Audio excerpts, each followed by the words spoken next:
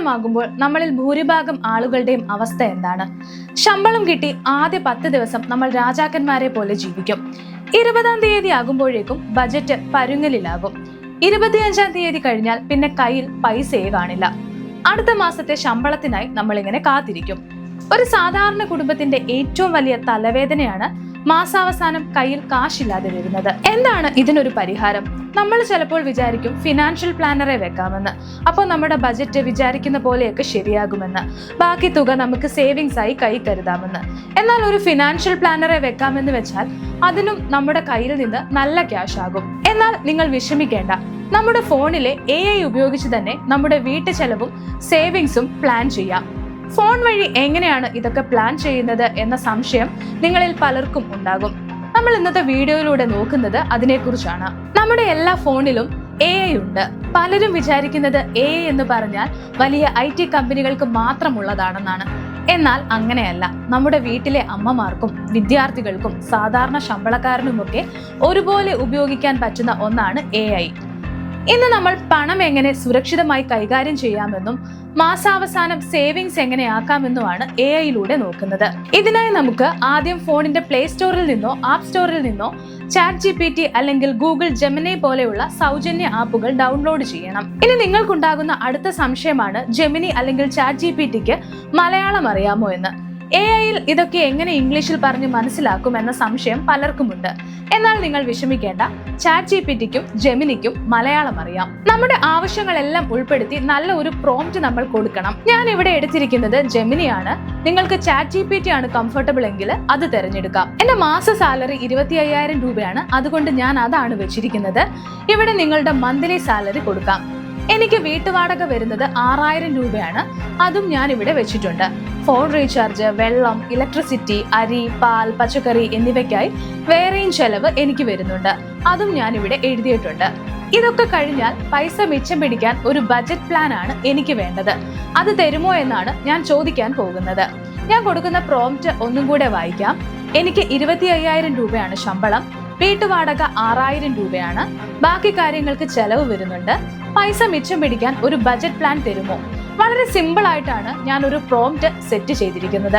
നമുക്കിനി ഇതൊന്ന് കൊടുത്തു നോക്കാം. നോക്കൂ, സെക്കൻഡുകൾക്കുള്ളിൽ AI നമുക്ക് മറുപടി തന്നു.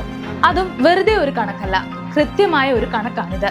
നോക്കാം എന്താണ് AI പറഞ്ഞിരിക്കുന്നത് എന്ന്. 25,000 രൂപ ശമ്പളമുള്ള ഒരാൾക്ക് 6,000 രൂപ വീട്ടുവാടക എന്ന് പറയുന്നത് വരുമാനത്തിന്റെ ഏകദേശം 24%. ഇത് തികച്ചും ന്യായമായ ഒരു തുകയാണ്. ബാക്കി വരുന്ന 19,000 രൂപ കൃത്യമായി പ്ലാൻ ചെയ്താൽ മാന്യമായി ജീവിക്കാനും ഒപ്പം ഭാവിയിലേക്ക് നല്ലൊരു തുക മിച്ചം പിടിക്കാനും സാധിക്കുമെന്നാണ് AI പറയുന്നത്. 50-30-20 റൂൾ നമ്മൾ ഇവിടെ പ്രയോഗിക്കണം എന്നാണ് AI പറയുന്നത്. ഇതിൽ 50% എന്നത് അടിസ്ഥാന ആവശ്യങ്ങളാണ്, 30% നിർബന്ധിത സമ്പാദ്യവും ബാക്കി 20% വ്യക്തിപരമായ ആവശ്യങ്ങൾക്കാണ് ഉള്ളത്. ഇവിടെ 12,500 രൂപ അടിസ്ഥാന ആവശ്യങ്ങൾ എന്ന കാറ്റഗറിയിലാണ് നമ്മൾ മാറ്റിവെക്കേണ്ടത്.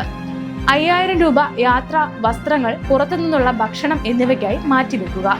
ഇനി 7,500 രൂപ നമ്മൾ തൊടരുത്, അത് മാറ്റിവെക്കുക. പണം മിച്ചം പിടിക്കാൻ 4 സ്മാർട്ട് ടിപ്പുകളും AI നമുക്ക് പറഞ്ഞു തരുന്നുണ്ട്.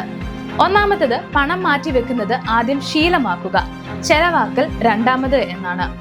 ശമ്പളം അക്കൗണ്ടിൽ വന്നാലുടൻ വാടകയ്ക്കുള്ള 6,000 രൂപയും സമ്പാദ്യത്തിനുള്ള 7,500 രൂപയും മറ്റൊരു അക്കൗണ്ടിലേക്കോ RDയിലേക്കോ മാറ്റുക. ബാക്കി വരുന്ന 11,500 രൂപ കൊണ്ട് മാത്രം ആ മാസം ജീവിക്കാൻ ശീലിക്കുക. കയ്യിൽ പണം കുറവാണെങ്കിൽ സ്വാഭാവികമായും നമ്മൾ മറ്റ് അനാവശ്യ ചെലവുകൾ കുറയ്ക്കും. അടുത്ത ടിപ്പ് എന്ന് പറയുന്നത് RD അല്ലെങ്കിൽ മ്യൂച്വൽ ഫണ്ട് SIPയിൽ നിക്ഷേപിക്കാനാണ്. നമ്മൾ നേരത്തെ മാറ്റിവെക്കാൻ പറഞ്ഞ 7,500 രൂപ വെറുതെ ബാങ്ക് അക്കൗണ്ടിൽ ഇട്ടാൽ ചെലവായി പോകാൻ സാധ്യതയുണ്ട് എന്നാണ് AI പറയുന്നത്.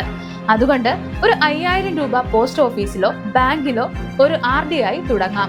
ബാക്കി 2,500 രൂപ ഭാവിക്കായി നല്ലൊരു മ്യൂച്വൽ ഫണ്ടിൽ SIP ആയി നിക്ഷേപിക്കാം. അടുത്തത് 30 ഡേ റൂളാണ്. ഇത് ശീലമാക്കാൻ AI പറയുന്നുണ്ട്. വില കൂടിയ വസ്ത്രങ്ങളോ ഗാഡ്ജറ്റുകളോ പെട്ടെന്ന് വാങ്ങാൻ തോന്നുമ്പോൾ 30 ദിവസം കാത്തിരിക്കുക. ഒരു മാസം കഴിയുമ്പോഴും അത്യാവശ്യമാണെന്ന് തോന്നുകയാണെങ്കിൽ മാത്രം വാങ്ങുക. പലപ്പോഴും ഇത് അനാവശ്യ ഓൺലൈൻ ഷോപ്പിംഗ് ഒഴിവാക്കാൻ നമ്മളെ സഹായിക്കുമെന്നാണ് AI പറയുന്നത്. ഇനി അടുത്തത് എമർജൻസി ഫണ്ടാണ്. ആദ്യത്തെ കുറച്ചു മാസങ്ങളിൽ മിച്ചം പിടിക്കുന്ന തുക പെട്ടെന്നുണ്ടാകുന്ന മെഡിക്കൽ ആവശ്യങ്ങൾക്കോ മറ്റ് അത്യാഹിതങ്ങൾക്കോ വേണ്ടി ഒരു എമർജൻസി ഫണ്ടായി മാറ്റിവെക്കുക. ഇത് നിങ്ങളുടെ സ്ഥിര സമ്പാദ്യത്തെ ബാധിക്കാതെ സംരക്ഷിക്കും. തുടക്കത്തിൽ ഒരു 2-3 മാസം ചെറിയ ബുദ്ധിമുട്ട് തോന്നുമെങ്കിലും ഈ രീതി ശീലമാക്കിയാൽ വലിയൊരു സാമ്പത്തിക ഭദ്രത ഉറപ്പാക്കാൻ നിങ്ങൾക്ക് സാധിക്കുമെന്നാണ് AI പറയുന്നത്. ബഡ്ജറ്റ് ഉണ്ടാക്കിയാൽ മാത്രം പോരല്ലോ, പൈസ എങ്ങനെ ലാഭിക്കണമെന്നും നമ്മൾ അറിഞ്ഞിരിക്കണം.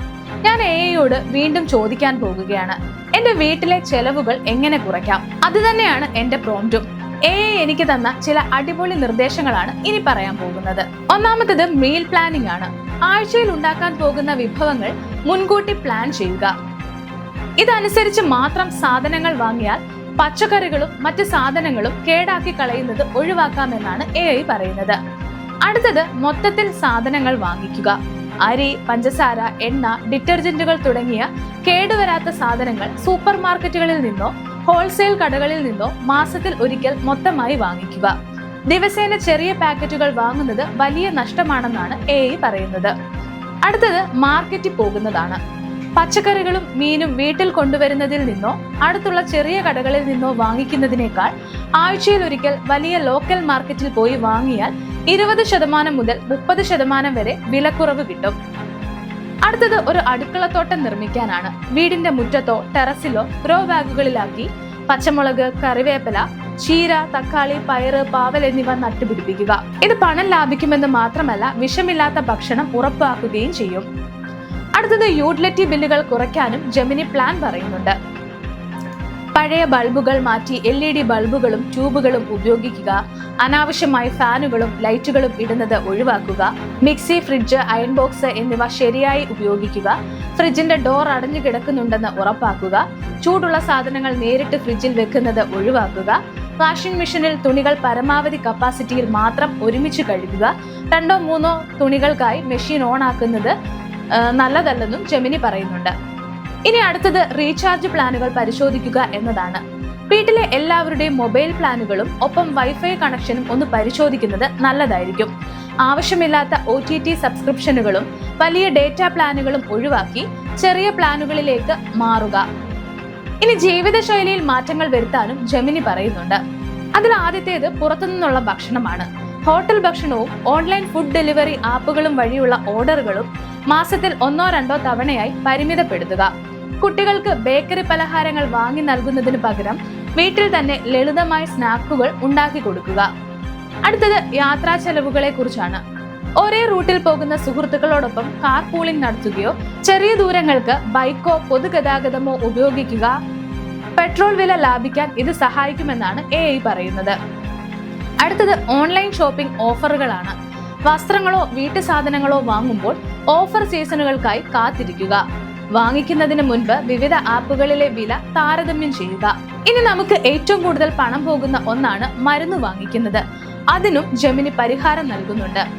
വീട്ടിൽ സ്ഥിരമായി പ്രഷറിനോ ഷുഗറിനോ മരുന്ന് കഴിക്കുന്നവരുണ്ടെങ്കിൽ ഡോക്ടറുടെ അനുവാദത്തോടെ ബ്രാൻഡ് മെഡിക്കൽ സ്റ്റോറുകളിൽ പോയി മരുന്ന് വാങ്ങിക്കുന്നതിന് പകരം വില വളരെ കുറവുള്ള മെഡിക്കൽ സ്റ്റോറുകൾ തിരഞ്ഞെടുക്കുക.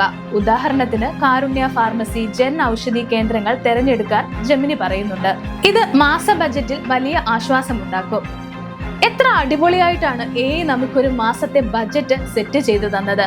ഇനി മാസാവസാനം പൈസയില്ല എന്ന് പറഞ്ഞ് ആരും വിഷമിക്കേണ്ട. ഇന്ന് തന്നെ നിങ്ങളുടെ ഫോണിൽ ഒരു AI ആപ്പ് തുറന്ന് ഞാൻ ഈ വീഡിയോയുടെ ഡിസ്ക്രിപ്ഷനിൽ കൊടുത്ത പ്രോംപ്റ്റ് ഒന്ന് ചോദിച്ചു നോക്കൂ.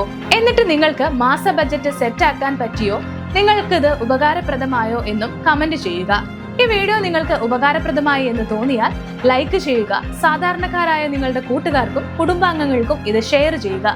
കൂടുതൽ വീഡിയോകൾക്കായി ഞങ്ങളുടെ ചാനൽ സബ്സ്ക്രൈബ് ചെയ്യുക.